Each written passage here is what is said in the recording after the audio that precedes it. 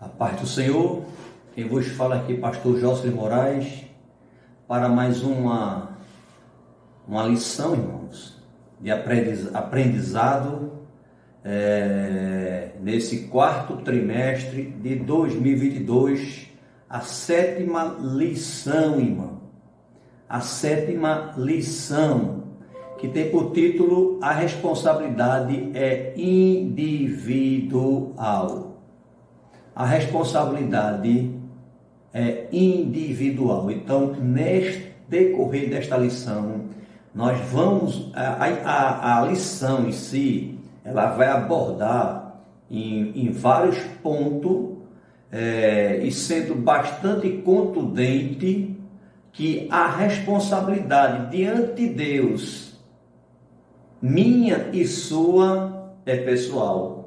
Ou seja, aquilo que nós estamos fazendo para a glória do Senhor, ou aquilo que estamos deixando de fazer, né? Essa responsabilidade vai requerer de mim e de você, né? E nesta lição a gente vai abordar este tema, que ele vai ser introduzido na lição, falando sobre a responsabilidade individual, né?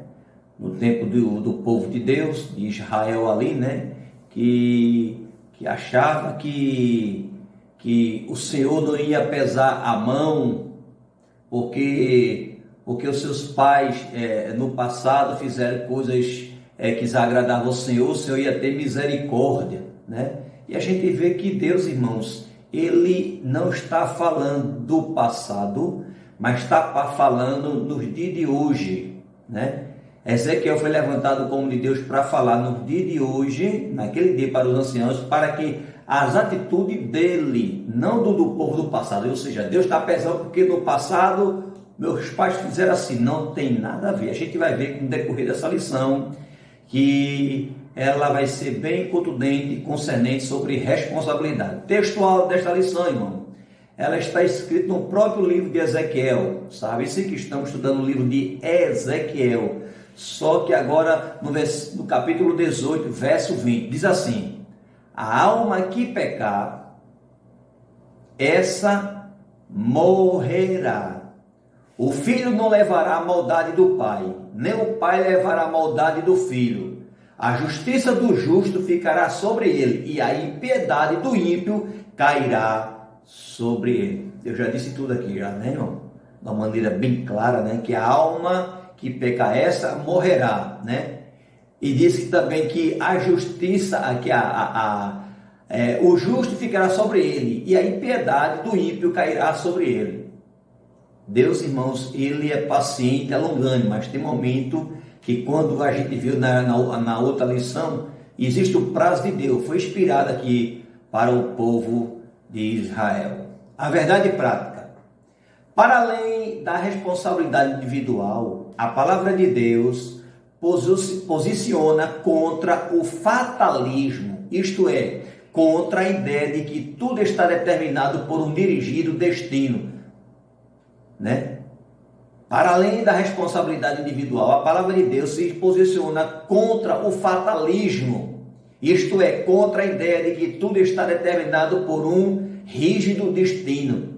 E a gente vai ver que não é isso, irmão, né? O povo tinha estava passando por aquele momento difícil e achava que estava passando por ali por causa dos seus pais. Não, Deus estava falando da atualidade ali, que o povo estava cometendo arbitrariedade contra o nosso Deus. E toda lição, ela tem os pontos, irmãos, né? Seus pontos. E o primeiro ponto, irmão, de objetivo desta lição é explicar a máxima usada em Israel. Explicar a máxima usada em Israel. Provérbio, né, irmão? Podemos até dizer assim. Segundo, expor a respeito da abrangência da salvação. Expor a respeito da abrangência da salvação, né? Então, nesse segundo ponto, que a lição ela possa expor a abrangência da salvação. É que Deus quer para todos nós, né? Mostrando de uma maneira bem abrangente, né? Que Ele ama o pecador, mas aborrece o pecado. E o terceiro ponto, irmão, fala sobre a pontuação, a reação, pontuar a reação de Israel. O terceiro ponto fala sobre pontuar a reação de Israel. A introdução, amados, na introdução da sua lição diz assim: o ponto de partida desta lição é uma máxima usada em Jerusalém e também entre os exilados de Babilônia, que diziam: os pais comeram uvas verdes e os dentes dos filhos se embotaram. Jeremias 31, 29 e Ezequiel 18, 2. Com base nesse ditado, ele dizia que estavam sendo punidos por causa dos pecados dos seus antepassados. E a gente vê, irmão, primeiro comentário que eu quero deixar aqui, concernente essa introdução aqui, que o Senhor não estava castigando os judeus no tempo de Ezequiel. O Senhor não estava julgando os judeus no tempo de Ezequiel pelos pecados de seus pais que haviam cometido antes. Deus não estava julgando o povo de Israel, tá certo? No tempo de Ezequiel, pelos pecados que seus pais tinham transgredido diante de Deus. Ou seja, os pais deles pecaram, aí vem aquela maldição, né, de pai para filho. Que a gente vai ver aqui na lição que isso é uma abominação. E isso Deus não usa dessas maneiras que o homem usa. E muitos estão tirando proveito dessa situação. Maldição hereditária que passa de pai para filho. Ou seja, se meu pai era um miserável, eu tenho que a tendência talvez ser um miserável. De maneira nenhuma, irmão. Não existe esse negócio de maldição hereditária aqui, concernente aqui, que Ezequiel estava falando para esse povo aqui, que achava que ele estava passando, que é o Senhor pesando por causa dos seus pais que no passado, né, fizeram coisas erradas. Não, irmão, Deus está falando da atualidade. Deus está prestando conta ali da atualidade do povo, que o povo, Deus levantou, como eu já falei em outra lição, levantou Jeremias, né, ou Jeconias, o rei de Judá, desfez da mensagem de Jeremias, e chegar, São Paulo até manda até rasgar os pergaminhos que ele estava na mão para dizer ali. Só que a palavra de Deus estava dentro também da boca de Jeremias, estava na vida de Jeremias. Jeremias, depois lá na frente, ele entrega o decreto de novo, porque o homem pode até rasgar o papel, irmão, mas a palavra, a sede, o espírito que manifesta a revelação não vem de Jeremias, não vem do homem, vem da parte do Senhor. Como também tinha Deus ter levantado também Ezequiel. Sabe-se que Ezequiel estava para ser sacerdote na casa do Senhor. Faltava 5 anos ali, de repente aconteceu um período ali que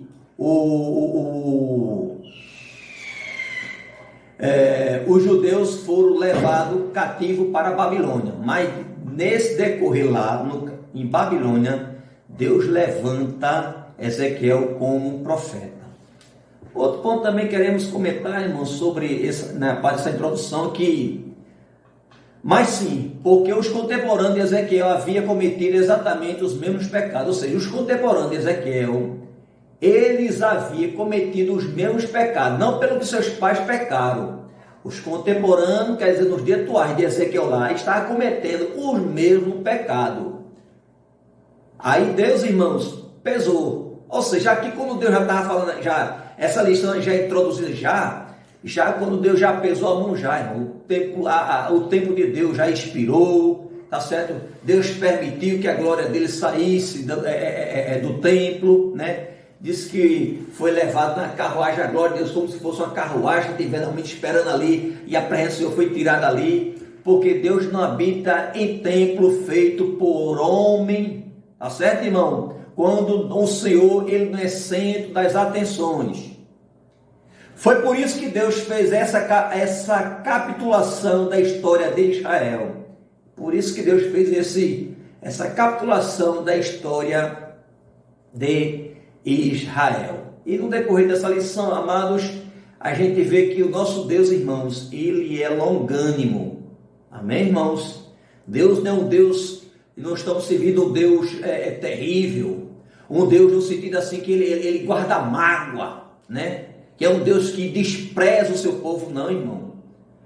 A Bíblia diz que Deus lança os nossos pecados no mar do esquecimento e perdoa. Agora, irmão, que possamos realmente também andar, irmão, andar como Jesus andou, falar como Jesus falou, se dirigir como Jesus se dirigiu diante da multidão, diante da perseguição. É interessante que a palavra-chave desta lição é responsabilidade. Você tem que ter responsabilidade diante de Deus. Responsabilidade é a palavra-chave para mim e para você no decorrer desta lição de número 7, né? Deus sempre vai estar falando sobre responsabilidade. E o primeiro ponto da lição, irmão, fala sobre a máxima usada em Israel. A máxima usada em Israel. Eu não vou ler a lição em classe, irmão, né, irmão? A lição em classe, porque se nós formos ler a lição, irmãos amados, nós formos ler a lição em classe, a gente iria perder no sentido do tempo nas redes sociais, ia ficar muito prolongado o vídeo, irmão, ia perder um certo tempo aqui, e eu quero ganhar esse tempo para passar as informações, né, irmãos, as nossas conclusões diante de cada ponto que está sendo colocado, né? Mas a lição está registrada em Ezequiel capítulo 18, versículo 20 ao 28.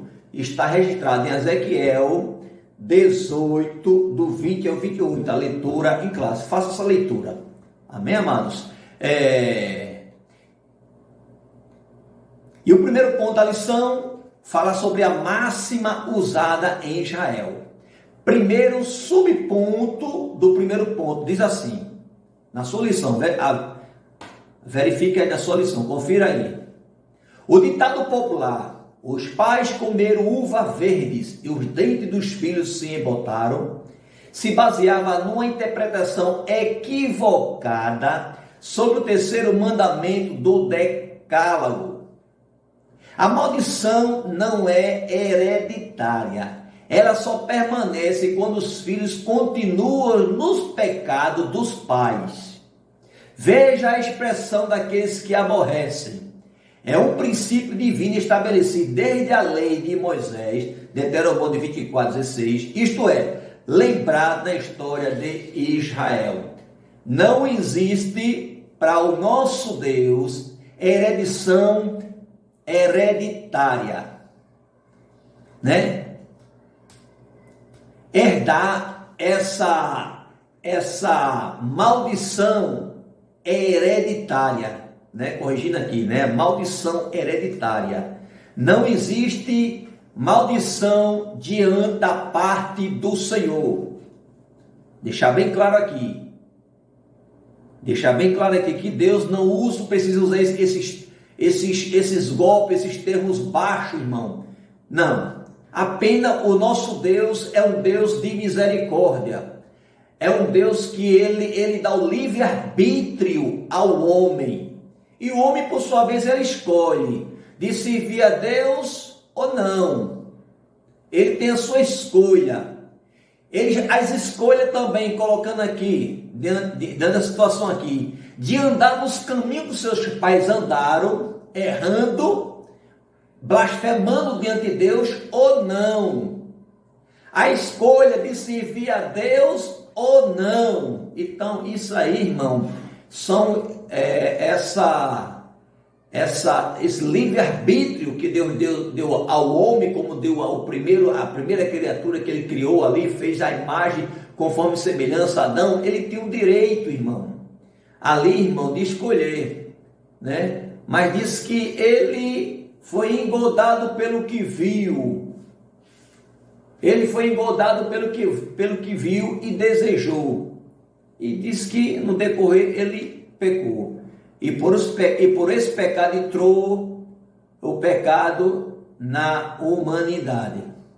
Nosso primeiro comentário, irmãos, eu quero destacar 3 pontos aqui, para a gente, eu até anotei aqui, para a gente falar, esse aqui. Esse provérbio era metafórico, era uma metáfora, era metafórico.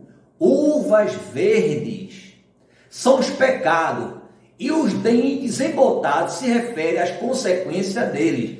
As uvas verdes representavam os pecados, e os dentes embotados referem às consequências dos pecados. Tá certo? E outra, se baseando numa interpretação antiga do Decálogo. Ele se baseava numa interpretação antiga do Decálogo. Só que nós, nos dias de hoje, estamos debaixo da graça. Por isso que existe, irmão, amados, a velha aliança e a nova aliança, ou seja, o Novo Testamento e o Velho Testamento pelo Novo Testamento, nós não estamos debaixo da lei, estamos debaixo da graça. E graça, irmão, é favor imerecível. Nem eu, nem você merecia, mas a graça do Senhor nos alcançou primeiro. E terceiro, irmão, era uma crítica à justiça divina, estava criticando. Eu não mereço estar passando por esta opressão deste povo pagão, porque meus pais pecaram. Não, porque você está colhendo o que você plantou.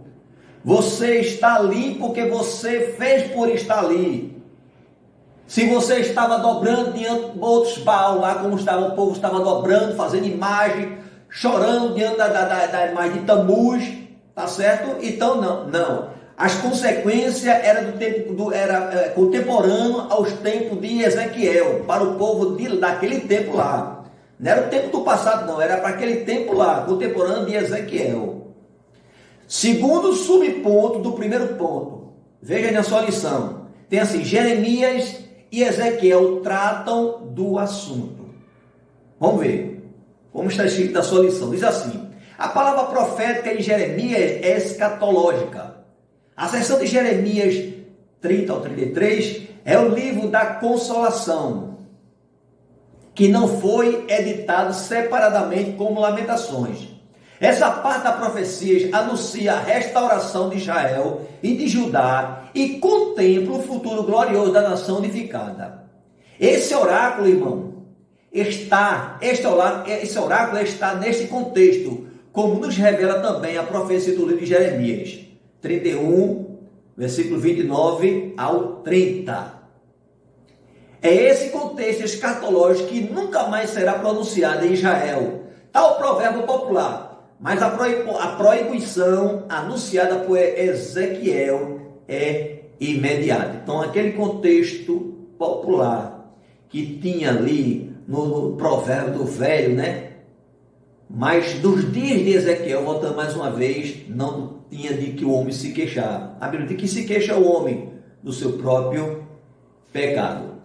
Em cima deste ponto que a gente, dessa leitura que a gente fez aqui, eu quero deixar 2 pontos aqui que eu anotei aqui para a gente resumir melhor sobre essa parte aqui sobre a palavra profética de Jeremias escatológica, né? Até por vir de Ezequiel. É que os pecados do povo foram acumulados de geração em geração. Observe, os pecados do povo foram acumulados de geração a geração, foram acumulados. Mas o castigo do cativeiro é a responsabilidade daquela geração. Diz que o pecado daquele povo foi ali, irmão, acumulado, que é a coisa acumulada, juntando de geração a geração. Mas, né, o castigo do cativeiro, que o povo passou ali 70 anos, irmão, de cativeiro. Alguém pensou que o cativeiro ia ser breve. Não, isso é só um vento, é uma chuva, e depois Deus vai levantar, Deus vai nos salvar, achou. Aí Deus, só que o tempo do homem, irmão, não é o tempo de Deus. Para os homens naquele tempo acharam que ia ser algo breve. Passou, foi 70 anos de cativeiro, né? Então o pecado do povo foram acumulados de geração em geração, mas o castigo do cativeiro era a responsabilidade daquela geração do tempo de Ezequiel. O castigo era, irmão, responsabilidade daquela geração. tá certo? Eu não sou obrigado porque o meu pai, no passado, meu pai, ele era um matador, ou meu pai era um estrupador, não sou obrigado a ser igual. Eu tenho que ser melhor do que meu pai, no sentido de responsabilidade, como homem, como pessoa, tá certo? Ou porque meu pai roubou, ou porque meu... Não, a gente não é obrigado. Imagine se José, irmão, fosse pegar pelo pé o que os irmãos dele fizeram com ele. Ele podia pegar os irmãos, todo um dele, cavar uma cova, bota tudo, joga uma cova lá para ele experimentar também o que eu passei. Mas não, José pagou o mal com o bem. Amém? E outro ponto, irmão, é que Javé, entanto, proibiu enfaticamente o povo de pronunciar essa máxima. Existia uma proibição do próprio Javé, do próprio Deus, de o povo estar pronunciando esta máxima, ou seja, esse provérbio, que a gente vê que está na lição 18 e 3 da lição, né? Que é a lição de Ezequiel, a gente está estudando a lição do capítulo 18, né? O 18 e 3, que esse provérbio que diz que sobre os dentes, que o povo comia uva e os filhos, os dentes estavam verdeados, esse provérbio diz que ele proibiu enfaticamente o povo pronunciar essa máxima, ou seja, existe uma proibição de Deus. Quero deixar essas duas considerações concernentes esse segundo ponto subponto que a gente viu do primeiro ponto da lição. E o terceiro subponto do primeiro ponto, está no primeiro ponto da lição. Veja na sua lição, fala sobre o problema em nosso tempo. Fala aí sobre o problema em nosso tempo. A doutrina das uvas verdes e dentes embotados, que predominou o imaginário popular de Israel, veio a ser parte do cardápio doutrinário de um movimento infiltrado em algumas igrejas, conhecido como batalha espiritual. Observe, irmão. Essa parte do ensino é conhecida como uma extravagante doutrina da maldição hereditária. Igrejas que estão pregando essa aí, batalha espiritual. Descarrego é tanta coisa, né, irmão? A sexta-feira é seu dia de descarrego, ou seja, vamos trazer um exemplo bem contundente aqui. Você, o salvo, lavado, remido pelo sangue de Jesus, tem o Espírito Santo na sua vida, e de repente você vai para esses trabalhos, tá certo? Na sessão do descarrego. Descarregar o quê? Descarregar o quê? Se você agora é uma nova criatura, eis que as coisas velhas se passaram, eis que tudo se fez novo. E alguém está ensinando isso aí. Falta de sabedoria, falta de conhecimento da palavra do Senhor. Mercantilismo, irmão. Fazendo meio de vida, né? Usando vários tipos de objetos, né, irmão? Para tirar vantagem. O Evangelho do Senhor Jesus não tem nada a ver com isso, não. Se não são igrejas que estão cometendo tais atitudes, desses tipos de atitude, pule fora, meu irmão. Em nome de Jesus, eu como pastor, como seu irmão, em Cristo Jesus, eu digo a você, pule fora. Procura uma igreja que tem compromisso com a palavra. Porque essa igreja não tem compromisso com Cristo, não tem compromisso com a palavra, tá certo? Então pule fora em nome de Jesus. Quando alguém se converte a Cristo, irmão, deixa de aborrecer a Deus. Logo, essa passagem do terceiro mandamento do decálogo não pode aplicar aos crentes. Porque está dizendo, quando alguém se converte a Cristo, deixa de aborrecer a Deus. Logo, essa passagem do terceiro mandamento do decálogo não pode ser aplicada aos crentes. Romanos 5, 8, 10. Pois, se ele tornar em uma nova criatura, pois as coisas velhas já passaram, eis que tudo se fez novo.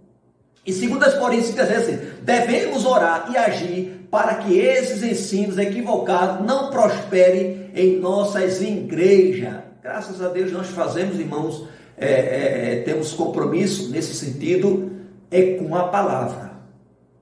É com a palavra de Deus. É com o rebanho da igreja, do Senhor Jesus, que estamos pela misericórdia, irmãos, só apenas, irmãos, tomando conta, guardando, zelando para naquele tão grande dia entregar ao Senhor. Mas o nosso compromisso maior, irmãos, é com Deus que está no céu. Louvado seja o nome do Senhor. E Deus vai requerer de mim, como a gente viu na lição, vai e fala o prudente, né? Vai e fale o o pecador do seu mau caminho, fala do ímpio do seu mau caminho, como também a análise a gente viu já, que a gente fala também do justo, né? Concernente, irmãos, a esse ponto, maldição hereditária, eu quero deixar aqui os 6 pontos para a gente deixar bem claro, porque isso é muito sério, irmão. É muito sério.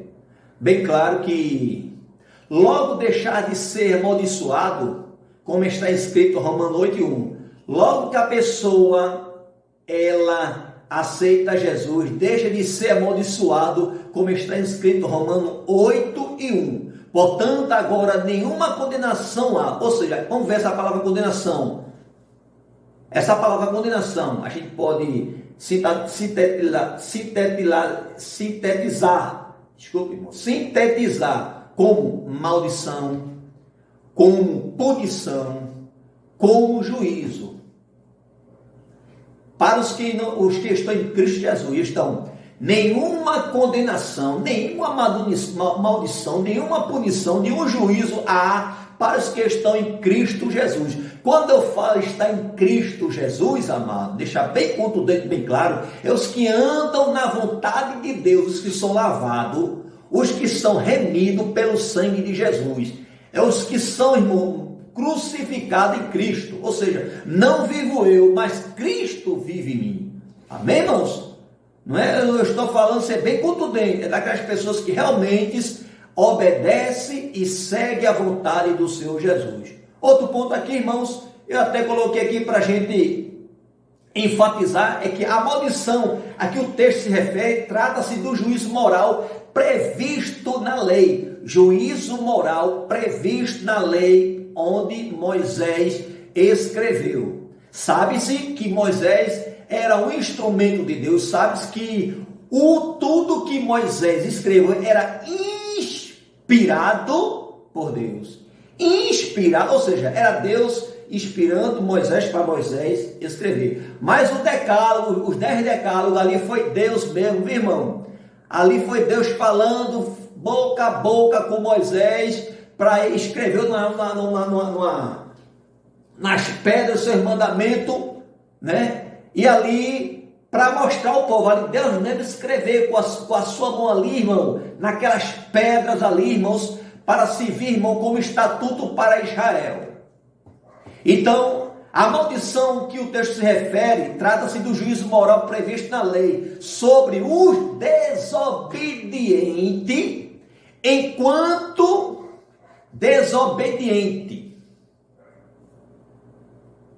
A maldição a que o texto se refere, trata-se do juízo moral previsto na lei sobre os desobedientes, enquanto desobedientes. Tá certo? Vou deixar bem claro aqui.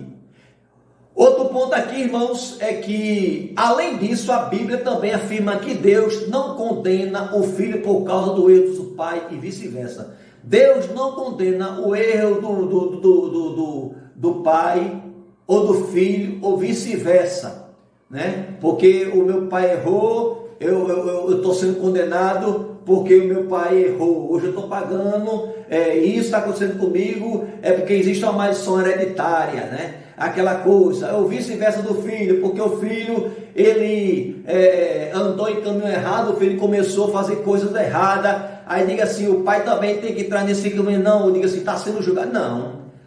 Os filhos se responsabilizam pelos seus atos, e os pais também se responsabilizam diante de Deus pelos seus atos. Deus, ele é justo, irmão. A balança de Deus, como já falei na outra aula, ela é precisa, não precisa de ser aferida, é aferição, porque a aferição é quando a balança, depois de passar o tempo, ela começa a perder a sua pressão, aí leva para o homem e vai para aqueles instrumentos para fazer aferição. Mas a balança de Deus nunca, irmão, vai precisar de aferição, porque a palavra de Deus, ela é fiel. Amém? A obra de Cristo foi completa para os que estão nele. A obra de Cristo foi completa só para os que estão nele. Deixar bem claro aqui. Ela foi concretizada, tá certo? Ela foi completa. A obra de Deus não foi a obra que Jesus ele consumou, foi completa. Ele disse, Pai, eis que tudo está consumado. Ele foi completa.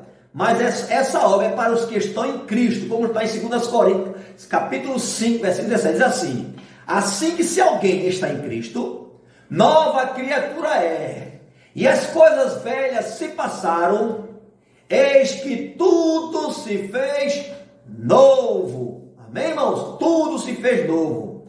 Não precisa ser acrescentado, a não ser a fé nele e no que ele fez. Amém? Quando fala ele, a fé em Deus. Tá certo? Louvado seja o nome do Senhor para todo o sempre. Glória a Deus. Meus irmãos, também o segundo ponto da lição, irmão. Segundo ponto da lição fala sobre a salvação para todos os seres humanos. E deixa eu ampliar aqui, para a gente ler a lição melhor aqui. Glória a Deus. Glórias a Jesus. Sobre a salvação para todos os seres humanos. Amém? A gente vai ver segundo ponto ali sobre a salvação para todos os seres humanos. Todos, irmão, não tem exceção não. Está falando salvação para o rico, para o pobre, para o branco, para a pessoa com a pele mais, o moreno, o mulato, o negro, né? Porque a gente tem que ter até o cuidado de hoje que está falando, porque tudo agora é discriminação, tudo agora é racismo, tá certo, não? De maneira nenhuma, na casa do Senhor não tem esse negócio de racismo. Deus condena o racismo. Racismo não provém da parte do Senhor, tá certo? Então, independente da sua posição, se você é uma pessoa que tem abastada ou se você não é, Deus ama da mesma proporção. Amém? E o primeiro, irmão, primeiro ponto subponto do segundo ponto fala sobre a esperança para o pecador. Veja só a lição aí. A esperança para o pecador. Essa ideia é muito clara no capítulo inteiro. Que para que não deixar dúvida, Ezequiel afirma de maneira direta no versículo 4 e 20. Reiterando diversas vezes, como exemplo claro, ilustrações, a vontade de Deus e a salvação de todos os seres humanos, para que ninguém se perca. E nisso o profeta antecipa o pensamento do Novo Testamento. Lá em João 5,40, 1 Timóteo 2 e 4, 2 Pedro, capítulo 3, versículo 9. Então, a esperança para o pecador. E também quero deixar minhas considerações também, é que um bom homem pode tornar-se corrupto.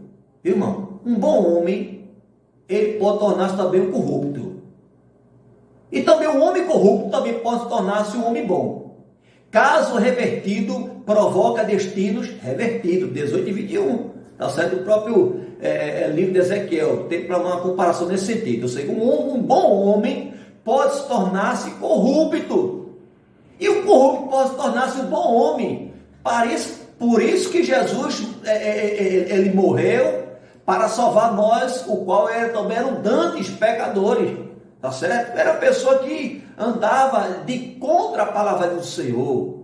Mas o homem corrupto, o homem ruim, ele pode se tornar uma pessoa boa. Como Jesus também fez na minha vida. Eu não prestava para nada, mas Jesus teve misericórdia na minha vida. Amém, irmãos? E até hoje, irmão, pela misericórdia, eu sempre agradeço ao Senhor, porque não foi eu que escolhi a Ele, mas Ele escolheu a mim e a você. De vades e dê fruto, e os vossos frutos permaneçam. Não? Então, dá de graça, que de graça recebeis. Estamos aqui, irmão, compartilhando essa lição com você, meu irmão, em Cristo Jesus. Amém?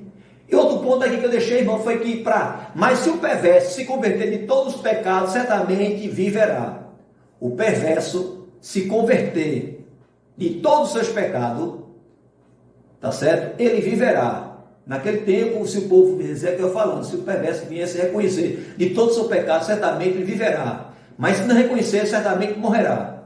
Mesmo assim, no dia de hoje, para Cristo, né, irmão? Se o perverso se arrepender dos seus pecados, certamente ele viverá. E, nesse sentido, irmão, diz que não há lembrança com ele. A Bíblia diz que as coisas velhas se passaram, eis que tudo se fez novo. Então, morreu, acabou-se. Não, você era um matador. Era. Você era. Quem você é agora? Uma nova criatura, porque Cristo vive em mim.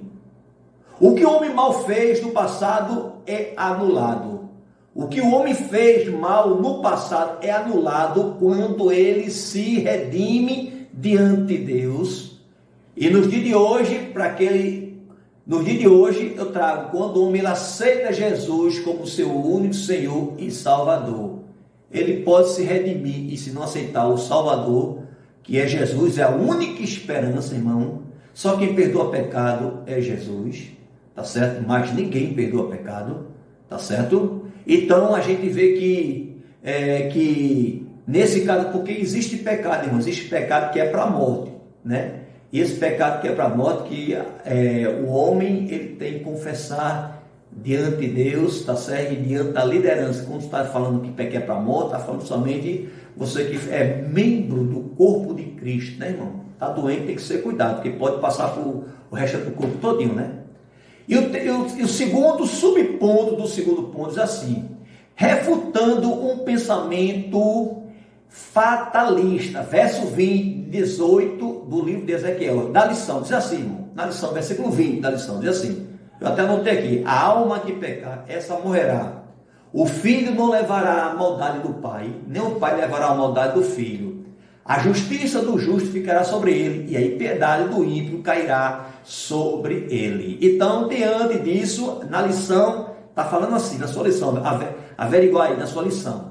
Tanto exilados na Babilônia, como os que estavam em Judá, em Jerusalém, acreditavam ou justificavam numa ideia falsa de que estavam pagando pelos pecados dos pais.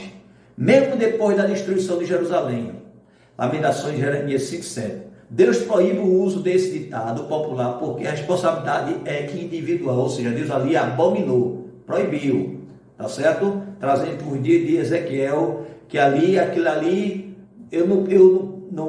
o povo estava assim, como fosse pegando, como se fosse um gancho. A gente está passando por isso porque nossos pais pecaram, não, porque você fez por estar aí. Se você está exilado, o povo de lá, naquele tempo lá, estava exilado, é porque você fez por estar aí, está pagando pelo aquilo que você plantou. O profeta Ezequiel fecha a porta fatalista do imaginário popular do povo de Judá, dos exilados de Babilônia. Ele toma claro o pensamento bíblico da responsabilidade individual de maneira textual e direta. Versículo 20. A palavra alma, nesse contexto, significa a própria pessoa. Dentro desse primeiro ponto, do segundo ponto, segundo subponto do segundo ponto, deixa dois pontos que eu até anotei aqui para a gente tirar para nossas meditações, irmão. Aqui, na primeira parte do oráculo, fica comprovado a falsidade do dito popular. Tá certo? Na primeira parte do oráculo, fica comprovado a falsidade do dito popular. Na primeira parte. A falácia, observe, a falácia da tese do povo. Deus proíbe o uso deste ditado popular porque a responsabilidade é individual. Não adianta o homem querer usar de falácia. Não, porque a Bíblia está aqui registrada aqui, sei que lá. Não, irmão. Deus proíbe, Deus condena usar de falácia somente no meio do seu povo. Segundo ponto que eu quero realmente deixar aqui é que o salário do pecado é a morte, mas o dom gratuito de Deus é a vida eterna, como está em Romanos 6:23. O salário do pecado é a morte. Então pronto, quem planta pecado vai colher pecado. Tem que se queixa o homem, irmão, do seu próprio pecado. E o terceiro ponto, irmão, o terceiro subponto, o segundo ponto, fala sobre situações. Diz assim, veja na sua lição aí, terceiro subponto do segundo ponto da lição. O profeta explica com clareza os oráculos divinos sobre a relação de Deus com os seres humanos. Se o pecador abandonar sua vida cheia de pecado, todo tipo de maldade e iniquidade, se revolta para Deus. E se voltar para Deus, tal pessoa é perdoada. E se fizer juízo e justiça, certamente viverá e não morrerá. Então, é bem claro aqui, né? Se o homem voltar para Deus, fizer juízo diante de Deus, tá certo? Justiça diante de Deus, ele não morrerá. Deus diz, certamente viverá. Profeta. Mas se pelo contrário o justo se desviar de sua justiça e cometer injustiça, iniquidade, conforme todas as abominações que faz o ímpio, de toda a sua injustiça que tiver feito, não se fará memória. A sua transgressão com que transgrediu e no seu pecado com que pecou, ele morrerá. Versículo 24 da lição 18 de Ezequiel. É possível sim o salvo perder a salvação temporariamente ou definitivamente, segundo Pedro 2, ao 20 e ao 22, né? Perder a salvação temporariamente. Quer dizer o quê? Naquele momento, de repente, a pessoa mente saiu, abandonou, saiu de férias, eu vou dizer assim, saiu de férias, né, irmão, do caminho do Senhor, ali, algum motivo, ou de alguma pessoa ficou chateado, e de repente, irmãos, no final ali, ele cai em si e volta. Sem Jesus não dá. A ficha cai, volta para Jesus, e ele mantém aquela salvação. Definitivamente, aquela pessoa é salva, irmão, até a vinda do Senhor. Até a vinda do Senhor. Que a gente tem que permanecer, porque a salvação, irmão, não está no começo da caminhada, não está no meio. Se fosse no começo, alguém pegar a salvação, como alguém fazia nos tempos passados, né? Vendia perdão de pecado, indulgência, vendia indulgência, perdão de pecado. Como assim? Se alguém viesse, se alguém tinha o cartão, o diploma, o certificado de indulgência, perdão de pecado, se viesse pecar por algum momento lá, alguém disse, rapaz, se tu vai para o inferno e tirava a carteirinha, o diploma assim, eu tenho meu direito de pecar. Não é bem assim, né, irmão? Então a palavra é bem contundente nesse sentido. Então, meu comentário, eu quero deixar 2 pontos que eu deixei aqui para a gente meditar, é que assim como Deus não leva em conta os pecados de quem converte dos seus maus caminhos, Deus não leva em conta os pecados de quem se converte do seu mau caminho, ou seja, Deus é misericordioso, se converteu do seu mau caminho, pela mesma moeda, o justo que se desvia terá registro de sua vida deletada, ou seja, da mesma maneira o justo terá o registro, aquele momento que ele andou com Cristo, tudo será deletado, precisa voltar. Se a pessoa não voltar, morrerá do seu pecado. Se voltar, vai começar tudo de novo, diante de Deus. O seu foi deletado, irmãos. Diante de Deus, aquilo ali, tá certo? Os seus bem-feitos que você fez para com Deus. Mas se eu fiz assim, não, agora, eu vi que você fez. Você até começou bem, mas de repente você diz que você fez isso para lá para cá. Então, é agora, daqui para lá, a nova criatura. Segundo ponto aqui, que eu quero dizer aqui para os irmãos, que o princípio é o mesmo. O pecador que se arrepende viverá.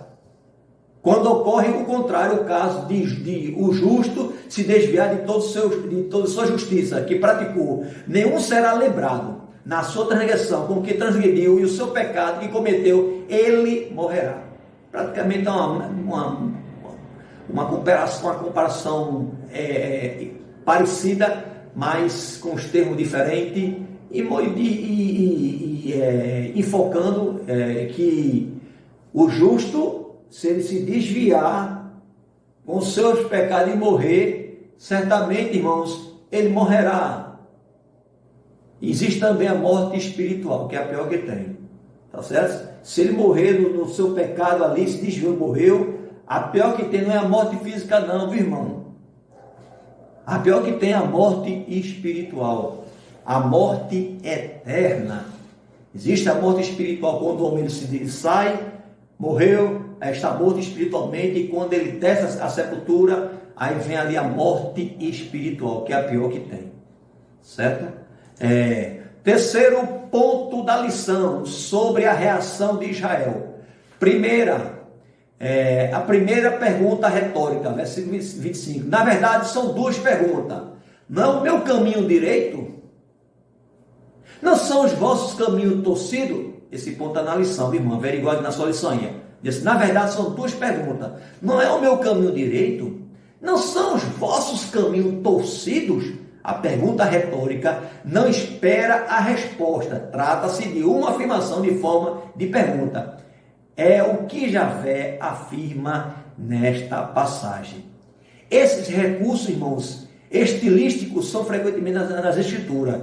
Veja esses exemplos. Arão, e não é Arão, o levita, teu irmão? Não errais vós em razão de não saber as Escrituras e nem o poder de Deus? Depois de explicar essa verdade e apresentar os fatos, que a conclusão é que os caminhos do Senhor são corretos e o povo são torcidos. Deixo aqui 2 pontos para a nossa reflexão aqui, meditação aqui, que o oráculo explica a falácia do imaginário popular, né? Na máxima, né? Um provérbio que tinha lá das uvas verdes, e por isso Javé proíbe o uso desse dito pelo povo. O próprio Deus, ele proíbe, irmão, mais uma vez, né, o dito deste povo. O objetivo é mostrar que a responsabilidade é individual. Eu vou ser justificado diante de Deus individualmente, irmão. Alguém está dizendo, algum filho de crente está dizendo, não, quando é arrebatamento aí, quando Jesus for levar a sua igreja, quando minha mãe for arrebatar, minha mãe for arrebatar, eu vou segurar na perna dela. Não é assim, né, irmão? A Bíblia diz que no original é no piscar, é no fechar do olho, é no piscar de olho, né? Vai ficar só as vestes aí, né, irmãos? E eu sei, mais uma vez, filho de gato, gatinho, filho de cachorro, cachorro, filho de crente, tem que aceitar Jesus, viu, irmão? Não é crente não. Filho de crente tem que aceitar Jesus, né? Não, o pai dele é crente, sim, mas ele não é crente. Amém? Tem que aceitar Jesus para morar no céu. Tem que aceitar o dono do filho do céu. Está completamente fora da agenda divina e das profecias de Ezequiel, né? O objetivo é mostrar que a responsabilidade é individual e que o falatismo está completamente fora da agenda individual, da agenda divina e das profecias de Ezequiel. Segundo subponto do terceiro ponto, veja na sua lição aí, irmão, fala sobre a justiça, certo? Vamos ver, vamos ler. Veja na sua lição, vou ler aqui. Ezequiel deixa claro, mas que o sol no meio-dia, que a lei da responsabilidade individual é justa e de acordo com os atributos divinos. Esse atributo é manifesto no castigo do pecador e na premiação do justo. Observe, esse atributo é manifesto no castigo do pecador e na premiação do justo, o qual recompensará cada um segundo as suas obras. Romanos capítulo 2, verso 6. Esse tributo se harmoniza com a santidade de Deus. A Bíblia declara com todas as letras que somente Deus é justo, considerando justiça como atributo no sentido absoluto de perfeição. Deus é um juiz justo. Salmo 7, versículo 11. E diante desse segundo ponto, terceiro ponto, segundo subponto do terceiro ponto, quero deixar alguns quatro pontos aqui. O primeiro é dizer que Deus é juiz. Se ele sendo juiz, irmãos, pode ficar certo, a decisão dele é justa. Primeiro, e quer deixar claro, a balança de Deus, ela é precisa. Não tende para um lado, irmão. Ela é precisa, diferentemente da balança do homem. O julgamento de Deus pode ocorrer de uma entre duas formas. Pode vindicar o homem justo com bênçãos que seguirão, e também pode condenar o ímpio com punições que se seguirão. Deus intervém na história humana e na vida do indivíduo. Isso reflete o teísmo. Vê a respeito de sonar, né, irmãos? O Criador não abandonou a sua criação. O Criador, ele como juiz, ele não abandonou a sua criação, mas sempre que necessário intervém. Sempre quando necessário, Deus ele não abandonou a sua criação, mas sempre quando necessário, ele intervém. Ele é Deus, ele é Senhor, e é Senhor absoluto. não precisa, irmão, de ordem judicial, porque ele é o próprio juiz. Ele é juiz dos juízes. O Criador não abandonou a sua criação, mas sempre que é necessário intervém, né? E o último ponto que eu deixei aqui para a gente refletir é que ele recompensa os bons e castiga os maus. Não é justo, irmão? Ele recompensa os bons e castiga os maus. Terceiro subponto do terceiro ponto da lição. Deus é justo e misericordioso. Todos precisam de arrependimento e buscar o perdão de Deus e não acusar o próprio Deus. Essa história se repete em nossos dias porque é tendência dessas pessoas culparem a Deus pelas suas mazelas. Bem claro, né? A lição está dizendo aqui, né, irmão? E o nosso comentário, irmão, diante dessa lição, diante dessa mazela do que o homem pensa diante de Deus, que Deus é culpado de tudo que está acontecendo, né, irmãos? Louvado seja o nome do Senhor. Alguém culpa Deus? Não, tá vendo? Estamos aqui em Recife, tá certo? Teve essas enchentes aqui, o culpado é Deus porque Deus mandou chuva, para cá. Não, irmão. É porque o homem começa a invadir, irmãos, né? Invadir o mar, começa a fazer a terra para cá. Então essa água vai ser escoada, irmão. Os rios vão diminuir. Algum momento essa água de chuva vai ser escoada para algum lugar. E o homem fez grande obra, esqueceu de se preparar para o grande evento do Senhor, né? O Senhor, ele trabalha como ele quer. Chuva, irmão, é bênção do Senhor. Tá certo, irmão? Então quando Deus manda chuva, ele manda com medida, irmão. Agora, se a gente está estamos preparados, o lugar está preparado para tal volume de água, né, irmão? É que está. Se alguém está realmente, veio de fazer, alargar, está limpando, estreita e não limpa, existe consequência nesse sentido, né, irmão? Nosso comentário é que, mesmo diante de tudo isso, ele ainda ousa dizer que Jafé não é justo. Diz que Deus não é justo, né? Com as suas mazelas, né? Não, porque Deus não é justo, Deus tem misericórdia, porque nós somos seu povo, porque ele tem cumprido suas palavras. Ele cumpre, irmão, com a sua palavra, aqueles que andam em retidão com a sua palavra. Deixar bem claro aqui. Deus não responde aos rebeldes com uma pergunta retórica. Deus responde aos rebeldes com uma pergunta retórica. Será que é o meu caminho que não é reto? Será que é o meu caminho, Deus dizendo que não é reto? A justiça de Deus se vindica quando o mau homem de ontem recebe vida hoje, através do arrependimento e da mudança de vida. E o outro ponto que eu quero deixar claro aqui é que contraste-se. O caso de Judá, que fora boa ontem, mas corrupta hoje. É um contraste, né? O caso de Judá, que fora bom hoje, né? E corrupta, que fora bom ontem, né? E que fora realmente corrupta hoje. A gente tem que andar certo ontem, hoje, amanhã, todos os dias. Não podemos se corromper diante de Deus. Conclusão, irmão, que na sua lição, deixa essa parte da conclusão mesmo, está fechada, chave de ouro.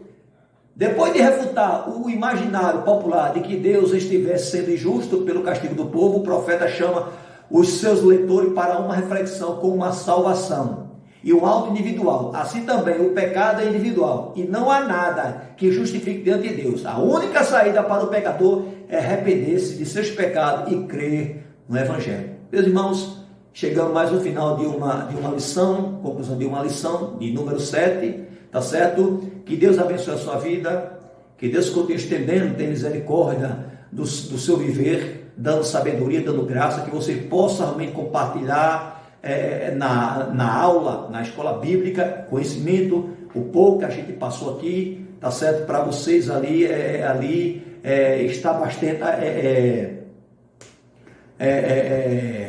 assolado, né, irmãos? Bastante abalizado, a palavra mais certa, abalizado, né, no assunto. Louvado seja o nome do Senhor. E você, amados, que não é inscrito no canal da igreja, se inscreva, irmão, no canal da igreja. Ajuda esse canal ele crescer, irmão, tá certo? A gente tem essa preocupação, esse compromisso de estar botando sempre as lições, nas redes sociais para que o nome do Senhor tenha sido glorificado, também para ajudar você, professor, a você, aluno, né? Eu tenho certeza que de alguma maneira essa lição vai lhe ajudar de maneira tremenda. Deus abençoe a sua vida em nome de Jesus.